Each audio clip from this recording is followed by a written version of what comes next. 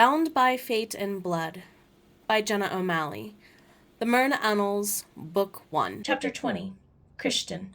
The thundering headache rocking Christian's skull eased, taking the fever with it. Sunlight poured through the port window's parted curtains. He peeled back sweat-soaked sheets. Judging by the amount of light pouring through the circle, he slept well past dawn. As a bonus, a coastline trickled into view along the horizon. She must be below, he mused with a slow stretch. An outfit lay on a dresser nearby with a calligraphy-scrawled note next to it. A vial was attached through a small hole in thread at one corner. Apply the vial's contents to both wounds with fresh bandages after a bath. Mother hen. Ever the warrior. She's so obsessive with her bathing, too. It must be part of her ways. He perused her wardrobe to make sure she remained warm. Returning the gesture mattered more than not requiting kindness or keeping promises. An array of dresses from various lands and periods, intermixed with form-fitting riding attire. Among the regal fabrics and dark jeweled tones lay a singular sheath of summer sky blue and gauzy translucent white. The secret entryway to the armoire glided open. "Good morning, Bovary.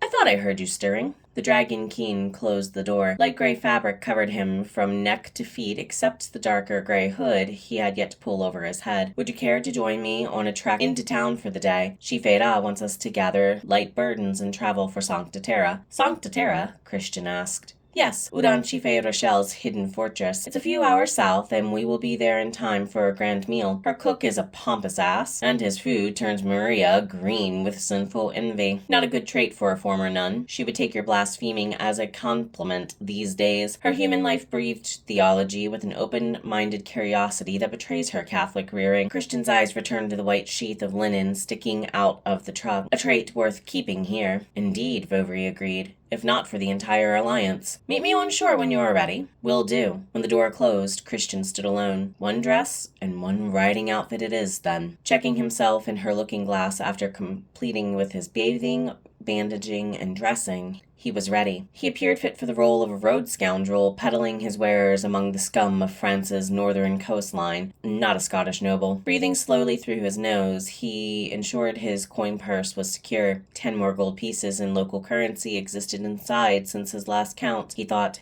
"Hint taken, lass." Without delay, he put on fresh boots to meet Bovary. Christian jogged down the plank to test the delay his wounds might cause. The treatments Nephtyri administered left him sore, and he would manage without much burden. Bovary waved Christian from the road. 2 other figures stood next to him, and they did not remain long enough for Christian to see their faces. Bovary pulled a lightweight cowl over his hair, concealing the unnatural shine to his hair and the semi-luster to his scale-like skin. "Who?" Christian asked.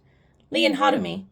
"Have either of them slept?" Christian accepted the companionship in Bovary's dry laugh as they hiked to town. "Nephtyri required such before we landed. She sent them on a mission to redistribute requests for a gathering from all the Alliance's elders." Bovary confirmed. "You did sleep a full handful of days with the treatment from Shimon, did you not? Humans always respond to the sleeping agents he makes so strongly at first until they become used to them." Christian gasped. "Almost a week? No wonder my legs ache. Thank you for letting me know." Bovary offered a small vial. "From Maria. It will ease the trek over the rough terrain we have and your sleepiness. A single dosage not to be wasted. We need to think light once we are in town. Frey and I found what we could from our closets to fit your frame, but do not worry. Sancta Terra has an entirely allied human village nearby. Local seamstresses of Rochelle's Sunwalkers, along with many other persons in town, will be of help. Lee will see to your measurements reaching the local shop."